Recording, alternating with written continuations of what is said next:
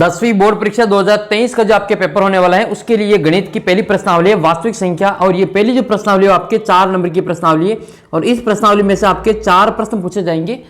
ठीक है, 2 प्रश्न तो आपके ऑब्जेक्टिव आएंगे और 2 आपके जो अति लघुतरात्मक में पूछे जाएंगे, लघुतरात्मक में। तो आज की इस वीडियो में आपके ऑब्जेक्टिव क्वेश्चन देखेंगे, साथ ही आपकी पूरी किताब के जितने भी ऑब्जेक्टिव क्वेश्चन बनते हैं वो सभी मैंने सोल्व कर लिए हैं। तो ये सभी वीडियोस आपको यहाँ पे देखने को मिलेंगे। मैंने आपकी सभी प्रश्नावलियों के जो पेपर यहाँ पे सोल्व कर रखे हैं, ऑब्जेक्टिव क्वेश्चन, इंपॉर्टेंट क्वेश्चन सारे के सारे।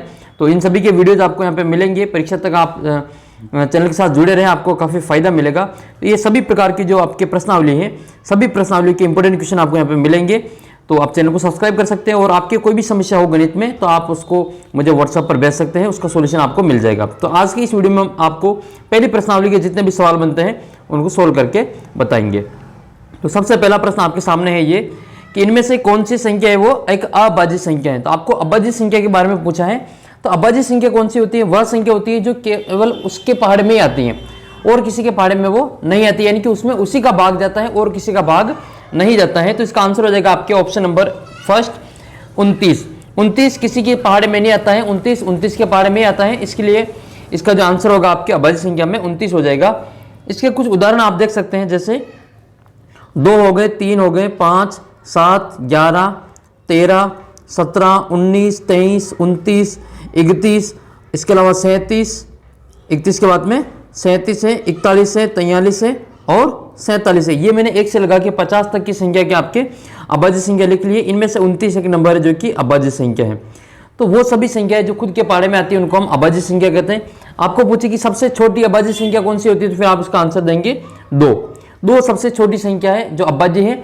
और सबसे छोटी सम अभाज्य संख्या वो आपकी हो जाएगी 2 और एकमात्र सम अभाज्य संख्या वो भी आपके 2 है। सबसे छोटी विषम अभाज्य संख्या पूछे तो आप बताएंगे फिर इसमें 3। आपको पूछे कि एक अंक वाली अभाज्य संख्या कितनी है, तो फिर आप इसमें 4 नंबर बताएंगे, 2, 3, 5 और 7। तो आपके अभाज्य संख्या से संबंधित कोई भी प्रश्न बने तो आप इस प्रकार से इसका आंसर दे सकेंगे। अगला प्रश्न आपके है कि दूसरा वास्तविक संख्या होती है। तो वास्तविक संख्या में आपके परिमेय भी आती है और अपरिमेय भी आती है। तो इसका जो आंसर होगा परिमेय और अपरिमेय दोनों शामिल है वास्तविक संख्या में। तीसरी प्रश्न ये है आपके तीसरा सवाल कि सबसे छोटी अभाज्य संख्या और सबसे छोटी भाज्य संख्या का गुणनफल ज्ञात करना है। तो देखो सबसे छोटी अभाज्य संख्या तो होती है आपके इसमें 2, ठीक है। सबसे छोटी अभाज्य संख्या हो जाएगी आपके इसमें 2 और सबसे छोटी भाज्य संख्या आपके 4 होगी। 4 सबसे छोटी भाज्य संख्या है क्योंकि 2 के बाद में 3 यह भाज्य संख्या है और इसकी अगली संख्या जो आएगी 4 आपके भाज्य संख्या है। अब आप कहेंगे कि 4 भाज्य संख्या कैसे, एक भी तो है। तो एक न तो भाज्य में शामिल है न ही अभाज्य में शामिल है, इसलिए हम इसमें अगली संख्या लिखेंगे भाज्य में 4। इसका गुणा ज्ञात करना है तो 2 चौक कितने होते हैं 8, इसका आंसर आ जाएगा। तो सबसे छोटी अभाज्य संख्या है हमारे पास में 2 और सबसे छोटी जो भाज्य संख्या है वो हमारे पास में 4 है। दोनों का हमने गुणा किया तो कितना आंसर आया 2 चौक 8, जो ऑप्शन नंबर द में दे रखा है 8। इस प्रकार से अपना आंसर आएगा। अगला प्रश्न आपका ये चौथा है, 2 परिमेय संख्याओं के बीच में कितनी परिमेय संख्या हो सकती है। तो इसका जो आंसर हो जाएगा आपके अनेक परिमेय संख्या होती है। 2 परिमेय संख्या ले लो, उनके बीच में हम अनेक परिमेय संख्या ज्ञात कर सकते हैं। तो अनंत परिमेय संख्या होती है, यानी कि अपरिमित रूप से अनेक परिमेय संख्या हो सकती हैं। अगला प्रश्न ये 5वां है कि वे संख्याएं जिनका दशमलव प्रसार अशांत हो और अनावर्ती हो उनको हम क्या कहते हैं, उनको हम कहते हैं अपरिमेय संख्या। अपरिमेय संख्या की एक ही पहचान है कि उनका दशमलव प्रसार कभी भी रिपीट नहीं होगा और हमेशा चलता रहेगा, अशांत रहेगा। तो अशांत अनावर्ती होता है उसको हम अपरिमेय संख्या कहते हैं। जैसे उदाहरण के लिए जो पाई है वो पाई हमारी अपरिमेय संख्या है। पूछ सकते हैं आपके परीक्षा में प्रश्न कि पाई किस प्रकार की संख्या है, तो पाई एक अपरिमेय संख्या है। इसके अलावा आपके √2 हो गए, √3 हो गए या फिर 0.21213, ठीक है, 2134, इस प्रकार की जो संख्या आती हैं जिनका रिपीटेशन नहीं होता है उसको हम अपरिमेय संख्या कहते हैं। तो ये सभी आपके जो उदाहरण है वो अपरिमेय संख्याओं के उदाहरण है। अगला प्रश्न आपके छठा है, निम्नलिखित में से कौन सी संख्या जो न तो भाज्य है न ही अभाज्य है। हमने थोड़ी देर पहले ही चर्चा की थी कि एकमात्र ऐसी संख्या है न तो भाज्य होती है न ही अभाज्य होती है। तो इसका आंसर हो जाएगा फर्स्ट ऑप्शन 1। 7वां प्रश्न है कि यूक्लिड विभाजन एल्गोरिथम में 2 धनात्मक पूर्णांकों के किससे परिकलित करती है। तो यूक्लिड विभाजन जो हम काम में लेते हैं वो महत्तम ज्ञात करने के लिए, HCF ज्ञात करने के लिए हम इसको काम में लेते हैं। तो इसका जो आंसर होगा आपके म से हो जाएगा। म सप ज्ञात करने के लिए हम यूक्लिड विभाजन प्रमेय का काम में लेते हैं। फिर आपकी अगली संख्या की पाई क्या है, तो अभी हमने चर्चा की थी, पाई एक अपरिमेय संख्या है। वैसे पाई का मान 22/7 लगभग बराबर होता है, क्योंकि 3.14 हम शॉर्ट में लिखते हैं, बाकी 22/7 के जो प्रसार होता है, दशमलव प्रसार, वो पाई के मान के लगभग बराबर आता है, इसलिए हम पाई का मान 22/7 लेते हैं। जबकि 22/7 एक परिमेय संख्या नहीं है, पाई एक परिमेय संख्या है, थोड़ा सा ध्यान रखिए इसको। अगला सवाल आपके ये है कि निम्नलिखित में से कौन सा भिन्न का दशमलव प्रसार शांत है। तो जब भी किसी भी संख्या के जो हर को, तो किसी संख्या के हर को अगर हम 2 की घात m और 5 की घात n के रूप में लिख सकते हैं तो उसका दशमलव प्रसार शांत है, नहीं लिख सकते तो नहीं होगा। तो यहाँ पर 100 को तो हम लिख लेंगे 2 × 5 के रूप में, ये भी 7 की घात 3 इस 343 से कट जाएगा, तो हमारे पास में यहाँ बचेगा यहाँ पे 2 की घात 3 और 5 की घात 3, तो ये तो पहले से ही है। अब हम देखेंगे इस वाले को, इसको हम 2 × 5 की घात के रूप में लिख सकेंगे, लेकिन ये जो दे रखा हमारे को 11/700, तो 700 को हम लिखेंगे 7 × ये आ जाएगा आपका 11/7 × 100, तो 100 को तो हम लिख लेंगे, 100 को तो हम लिख लेंगे, लेकिन इस 7 को हम यहाँ से नहीं हटा पाएंगे, इसलिए इसका जो दशमलव प्रसार है वो शांत नहीं है। एक मिनट, इस सवाल को हम वापस लिखते हैं। इस सवाल में जो ये शांत लिखा हो यहाँ पे शांत नहीं, वो अशांत की पूछ रहा है, बाकी दोनों तो शांत है देखो, और ये अशांत है, तो इसमें ये अशांत है। अगला प्रश्न आपके कि 144 और 172 का आपको महत्सप ज्ञात करना है, तो इसके लिए आपको गुणनखंड कर लेने हैं। 144 के गुणनखंड करेंगे, 172 के भी गुणनखंड करेंगे। 144 में 2 का भाग देंगे, 72 बार जाएगा, 72 में 2 का 36 बार, 36 में 2 का 18 बार, 18 में 2 का 9 बार, 9 में 2 का नहीं जाएगा, फिर हम 3 का देंगे, 3 का भाग 9 में 3 बार जाएगा, फिर 3 में 3 का 1 बार जाएगा। सेम इसी प्रकार से 172 में हम भाग देंगे 2 का, तो 172 में 2 का भाग 86 बार जाएगा, 86 में 2 का भाग 43 बार जाएगा, और 43 में फिर किसी का भाग नहीं जाएगा, 43 के देना पड़ेगा, 1 बार जाएगा। अब महत्सप ज्ञात करना है, HCF ज्ञात करना है, तो दोनों में जो कॉमन चीज है उसको हम एक एक बार लिखेंगे। 2 दोनों में है, उसको हमने लिख लिया यहाँ पे, ये 2 एक बार, ये 2 एक बार, तो ये 2 लिख लिए, 2 दूनी 4 अपना आंसर हो जाएगा फर्स्ट ऑप्शन। अगला प्रश्न है आपके 11 नंबर का, एक अभाज्य संख्या की कुल कितने गुणनखंड संभव है। तो हमेशा याद रखना, एक अभाज्य संख्या के केवल 2 ही गुणनखंड होते हैं, एक तो वह खुद होता है और एक होता है, तो इसका आंसर हो जाएगा आपके 2।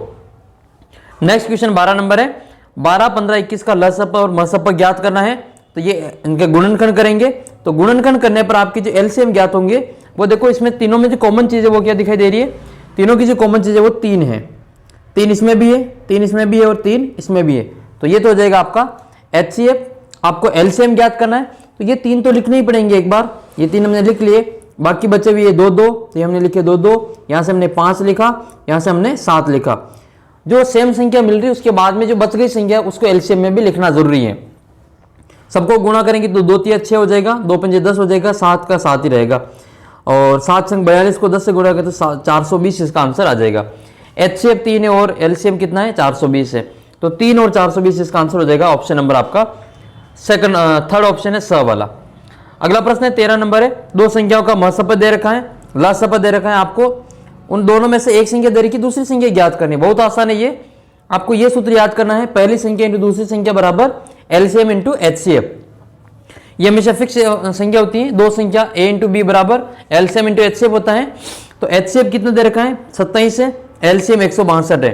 पहली संख्या A हमको दे रखी है, B हमें ज्ञात करनी है, तो A की जगह लिखेंगे हम 54, ये 54 लिख लेंगे, B की जगह हम B ही लिखेंगे क्योंकि B हमको ज्ञात करनी है दूसरी संख्या, और एलसीएम कितना है लसप 162 है, और HCF 27 हमारे पास में, तो ये हो गया हमारे पास में 27।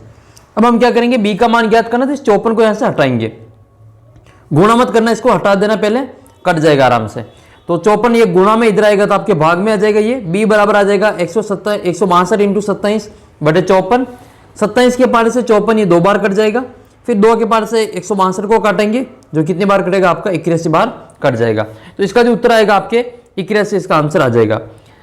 फिर आपके 14 नंबर क्वेश्चन है, सबसे छोटी अभाज्य संख्या बतानी है, तो 0 1 2 3 में से सबसे छोटी अभाज्य संख्या हो जाएगी आपके 2। ये सबसे छोटी अभाज्य संख्या है और एकमात्र सम अभाज्य संख्या है। अगला सवाल आपके है कि ये संख्या दे रखी है, परिमेय संख्या 6/15 है, इसका दशमलव प्रसार कैसा होगा, तो इसका दशमलव प्रसार शांत होगा, क्योंकि ये जो 15 है वो 3 के पार से कट जाएंगे, 15 कटेंगे 3 के पार से, ऊपर तो 3 बार कटेगा, ये 2 बार कटेगा ऊपर तो, और नीचे बचेंगे 5। तो 5 को हम लिख सकते हैं 5 इंटू 2 की घात 0 के रूप में, तो 2 की घात m इंटू 5 की घात m के रूप में ये है, तो इसको हम शांत के रूप में लिख सकते हैं। फिर अगला सवाल है 16वां, इसमें से कौन सी संख्या दशमलव प्रसार शांत है? तो ये इसमें आपके कौन सी दशमलव प्रसार संख्या शांत है, आपको शांत वाला बताना है इसमें। तो इसमें से ये 21/24 है वो हमारा शांत हो जाएगा, क्योंकि 21 और 24 को हम काटेंगे तो ये कट जाएगा 3 के पारे से, ये 3 के पारे से ऊपर 7 बार कटेगा और नीचे 8 बार कटेगा। तो 8 को तो हम लिख सकते हैं 2 की घात 3, और बाकी 5 नहीं तो हम 5 की घात 0 के रूप में लिख के इसको 2 इंटू m और 5 की घात n के रूप में लिख पाएंगे, तो ये भी इसका दशमलव प्रसार शांत हो जाएगा। बाकी ये अशांत है और ये भी अशांत है। नेक्स्ट क्वेश्चन आपका ये 17 नंबर। 17 नंबर में ये पूछा गया है कि दो संख्याओं का गुणनफल कितना है? वो एलसीएम इंटू एचसीएफ के बराबर होता है। दो संख्या a इंटू बी का मान जो होता है वो किसके बराबर होता है? a इंटू बी बराबर होता है एलसीएम इंटू एचसीएफ के बराबर होता है। ये सूत्र होता है, इसको आप विशेष तौर पे याद कर लेना। नेक्स्ट है फिर आपका, तो एलसीएम इंटू एचसीएफ हो जाएगा ये। और दो ऐसी संख्या जिनका जो मसप, दो अभाज्य संख्या जिनका मसप 1 होता है उसको हम सह अभाज्य संख्या कहते हैं, और जिनका कोई उभयनिष्ठ कॉमन फैक्टर नहीं होता है उसका हमेशा जो एचसीएफ होता है वो 1 होता है। अगला प्रश्न है कि एक परिमेय और अपरिमेय संख्या का योग और अंतर किसके बराबर होता है? तो योग और अंतर जो होता है वो अपरिमेय संख्या के बराबर होता है। 19 नंबर क्वेश्चन है, निम्नलिखित में से एक परिमेय संख्या कौन सी है वो बतानी है। तो ये भी अपरिमेय है, ये भी अपरिमेय, ये भी अपरिमेय, इसका मतलब इनमें से कोई नहीं है। इसका आंसर हो जाएगा आपके इसमें से कोई नहीं। फिर आपके अगला प्रश्न है एचसीएफ ज्ञात करना आपके इसमें 6, 12 और 20 का। तो गुणनखंड करेंगे या फिर डायरेक्ट बता दो, ऐसी संख्या बताओ जिसका भाग तीनों में जाता है। तो देखो सबसे पहले 2 से चेक करते, 2 का भाग जाएगा, ठीक है, और 6 में, 12 में भी जाएगा और 20 में भी जाएगा। 6 से चेक करते तो 6 का भाग 6 और 12 में तो जाएगा लेकिन 20 में नहीं जाएगा। 3 का भाग 6, 12 में जाएगा लेकिन 20 में नहीं जाएगा। तो इसका मतलब अपना जो आंसर है वो केवल इसमें 2 हो जाएगा, ये वाला 2 का भाग तीनों में जाता है, इसका मतलब ये हमारा एचसीएफ है। फिर आपको दो संख्याओं का गुणनफल दे रखा है, a इंटू बी दे रखा है, एचसीएफ दे रखा है, तो आपको एलसीएम ज्ञात करना है। यानी कि ये a इंटू बी दे रखा है, ये एलसीएम एचसीएफ है, ये एलसीएम ज्ञात करना है। तो आपको क्या करना है, एलसीएम ज्ञात करने के लिए इसमें से इस एचसीएफ का इसमें भाग दे देना है। 18 का भाग देंगे इसमें तो ये आ जाएगा आपके 720 बार। अगला प्रश्न आपका ये है कि a और b दो संख्या है, a और 18, इनका एलसीएम दे रखा है 36 और एचसीएफ है हमारे पास में 2। तो a का मान ज्ञात करना है। पहली संख्या ज्ञात करनी है, दूसरी संख्या दे रखी है। तो a इंटू बी बराबर होता है एलसीएम इंटू एचसीएफ, ये सूत्र होता है इसका। a का मान कितना है ज्ञात करना है, b का मान हमें दे रखा है ये 18 है, और एलसीएम कितना है, एलसीएम हमारे पास में 36 है, और एचसीएफ कितना है तो 2 है। a ज्ञात करने के लिए इस 18 को यहाँ से हटाएंगे, 18 इसके गुणा में, इसके भाग में ले आएंगे इसको, a बराबर हो जाएगा 36 इंटू 2/18। आप संख्या को गुणा करके मत करना, डायरेक्ट काट लेना, इसका आंसर जल्दी आ जाएगा। बाकी इसको गुणा करोगे 2 को 36 से 72, फिर 72 में 18 का भाग दोगे तो भी आंसर वही 4 आएंगे। तो 2 के पार से काट देंगे इसको, ठीक है, 2 के पार से इसको काटेंगे, ये 18 के पार से काट दो, या फिर 36 को काट देंगे 2 बार, 18 दूनी 36, तो 2 इंटू 2 बराबर 4 इसका आंसर आ जाएगा। इसका आंसर आएगा आपके 4। मैं आपको सभी प्रश्नावली इसी प्रकार से समझा दूंगा। आप चैनल को सब्सक्राइब करें और व्हाट्सअप ग्रुप हमारा ज्वाइन कर ले, आपको वहाँ पे इसकी पीडीएफ वगैरह मिल जाएगी। और भी आपको इससे संबंधित डाउटफुल क्वेश्चन हो तो आप मुझे व्हाट्सअप कर सकते हैं, और जल्द ही आपको ऐप देखने को मिलेगा। अपना जो लोगो है, यूट्यूब चैनल का जो लोगो है, उसी प्रकार का आपको प्ले स्टोर पर इसी नाम से, श्री राम क्लासेस के नाम से आपको ऐप देखने को मिलेगा। तो वहाँ से आप अपना मैं आपको बता दूंगा, या फिर उसका लिंक आपको नीचे डिस्क्रिप्शन बॉक्स में दे दूंगा, वहाँ से आप जो ऐप डाउनलोड करके इसकी पीडीएफ भी आप वहाँ से प्राप्त कर सकते हैं। अभी ऐप नहीं है, लगभग होली के बाद में मैं आपको ये सभी चीज़ें प्रोवाइड करवा दूंगा। तो ये अभी इसमें ज्ञात कर लेंगे, 4 हो जाएगा। फिर आपके 23 नंबर क्वेश्चन देखते हैं। ये 23 नंबर क्वेश्चन है कि 68 और 119 का मसप ज्ञात करना है। तो इन 68 और 119 किसके पारे में आते हैं इनमें से? तो 17 के पारे में आते हैं इसमें, 17 चौक 68, ठीक है, 17 17 119, बाकी और किसी के बारे में नहीं आते हैं। तो अपना आंसर हो जाएगा आपसे 17। गुणनखंड करके करोगे तो भी इसका आंसर 17 ही आएगा। 196 की अभाज्य संख्या, अभाज्य गुणनखंड करना है, फिर आपके इसकी घातों का योग करना है। यह प्रश्न बार बार पूछा जाता है, इसको आप अच्छी तरीके से याद कर लें, मतलब समझ लें। तो 196 के गुणनखंड करेंगे, 2 का भाग देंगे 196 में 98 बार जाएगा, फिर 98 में 2 का भाग देंगे 49 बार, 49 में 2 का भाग नहीं जाता है, 7 का भाग देंगे 7 बार जाएगा, 7 में 7 का 1 बार जाएगा। अब हम क्या करेंगे, ये जो दे रखी संख्या इसको घात के रूप में लिखेंगे। 2 कितनी बार है, 2 बार है, 7 कितनी बार है, 2 बार है। तो ये हो गया 2 की घात 2 और 7 की घात 2। हमें ज्ञात करना है घातों का योग। इसकी घात 2 है, इसकी भी घात 2 है, तो 2 और 2 कितने हो गए 4। इसका आंसर हो जाएगा आपके 4। ये रहा आपका आंसर स ऑप्शन 4। दो संख्याओं का गुणनफल दे रखा है आपको 525, महसपद दे रखा है, एलसीएम ज्ञात करना है। देखो ये सवाल बार बार पूछे गए, वही सवाल है इसमें, और इंपॉर्टेंट सवाल आप इनको इसी प्रकार से समझ लेना। तो इसमें 105 ये 525 में इस 5 का भाग दोगे तो आपका आंसर आ जाएगा इसमें, क्योंकि ये गुणनफल दे रखा है, a इंटू बी का मान दे रखा है, एचसीएफ दे रखा है, एलसीएम ही ज्ञात करना है, तो एचसीएफ का भाग दे देना इसमें, एलसीएम आ जाएगा इसमें, 105 इसका आंसर होगा। ये परिमेय संख्या दे रखी है, इसका दशमलव प्रसार बताना है तो शांत हो जाएगा।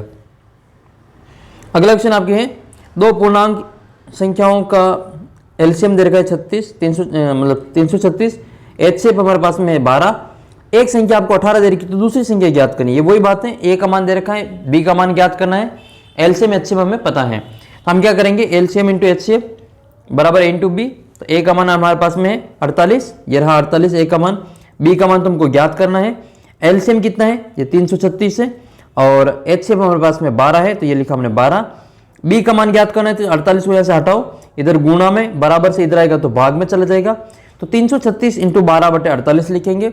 फिर हम 48 को इस 12 के पार से काट लेंगे, 12 के पार से 12 एक बार कटेगा और 48 कटेंगे 4 बार, तो ऊपर बचेंगे 336 और नीचे बचेंगे 4। 336 में 4 का भाग दे तो आंसर कितना आया 84, इसका आंसर हो जाएगा आपके 84। अगला क्वेश्चन आपके 28 नंबर है कि 44 और 99 का आपको महत्तम ज्ञात करना है, पूछा गया ये भी सवाल है। तो हमने गुणनखंड कर लिया इसमें 44 के, 2 का भाग दिया 22 बार, 22 में 2 का भाग 11 बार, 11 में 11 का भाग 1 बार, 99 में 2 का भाग नहीं जाएगा, 3 का देंगे 33 बार, 33 में 3 का भाग 11 बार, 11 में 11 का भाग 1 बार जाएगा। कुल मिला के जो संख्या कॉमन है वो देख लो, क्या कॉमन है इसमें, केवल 11 दिखाई दे रहे कॉमन, तो ये अपना आंसर हो जाएगा 11। फिर आपको अभाज्य गुणनखंड विधि से 96 और 104 के एचसीएफ ज्ञात करने, तो ये आपको 96 और एचसीएफ इस प्रकार से इसके ज्ञात कर लेने। 96 में 2 का भाग देंगे 48 बार, वापस 48 में 2 का भाग 24 बार देंगे, 24 में 2 का भाग 12 बार जाएगा, 12 में 2 का भाग 6 बार, 6 में 2 का भाग 3 बार, 3 में 3 का भाग 1 बार। इसी प्रकार से 404 में 2 का भाग देंगे 202 बार, 202 में 2 का भाग 101 बार। 101 एक अभाज्य संख्या है, इसमें और किसी का भाग नहीं जाता है, 101 का ही भाग देना पड़ेगा। तो हम इसमें एचसीएफ ज्ञात करने के लिए जो कॉमन संख्या है दोनों में, एक तो इसमें आपको 2 2 दिखाई दे रहे हैं, इसमें भी आपको 2 2 दिखाई दे रहे हैं, तो ये 2 2 दोनों में कॉमन है, तो अपना आंसर हो जाएगा इसमें 2 दूनी 4। सेम इसी प्रकार से एक सवाल ये है आपके कि ये वाला, जैसे तीसरा सवाल है ये, इसमें आपको एलसीएम और एचसीएफ दे रखा है, इसमें एलसीएम ज्ञात करना है। पहली संख्या दे रखी है इसमें 336 है, दूसरी संख्या आपको 657। इस 336 और 657 का आपको एचसीएफ पता है, महत्तम पता है 9, इसका आपको एलसीएम ज्ञात करना है। कुछ नहीं करना है, दोनों संख्या को गुणे में लिख के 9 का भाग दे देना, तो ए इंटू बी बराबर एलसीएम इंटू एचसीएफ, जो कितना है 306, ए का मान है, बी का मान 657 है, बराबर एलसीएम इंटू एचसीएफ, यानी कि एचसीएफ कितना दे रखा है हमें 9 दे रखा है। इस एलसीएम ज्ञात करने के लिए 9 को ऐसे हटाएंगे, इधर गुणा में बराबर से इधर आएगा तो ये भाग में चला जाएगा, तो एलसीएम बराबर क्या आएगा 336 इंटू 657/9 आ जाएगा। हमने क्या किया इसमें, इसे 9 के पार से इस 306 को काट दिया, जो कितने बार कटा 34 बार कटा, फिर 34 को 657 से गुणा कर दिया हमने, जो 22,338 इसका आंसर आया। ये वाले सवाल इसमें आपको एचसीएफ ज्ञात करना है, और फिर बाकी जो सवाल है वो सेम ही है लगभग, ये इसमें भी आपको एचसीएफ ज्ञात करना है यूक्लिड विभाजन विधि से। और ये बहुपद आपको इसमें अगले सवाल, अगला जो वीडियो बनेगा वो आपका बहुपद का बना देंगे, पूरी प्रश्नावली आपको समझा देंगे। ये मैंने आपके द्विघात समीकरण वगैरह सब मैंने सोल्व कर रखे हैं आपके लिए, जल्दी ही आपको इसका वीडियो देखने को मिलेगा। चैनल को सब्सक्राइब कर ले और व्हाट्सअप ग्रुप जरूर ज्वाइन कर लेना, लिंक उसका नीचे डिस्क्रिप्शन बॉक्स में दे रखा है। मैं आपको ये आपके सभी प्रश्नावली की मेरे पास में पूरी पीडीएफ है, इसको मैं सोल्व करवा के आपके डाल दूंगा।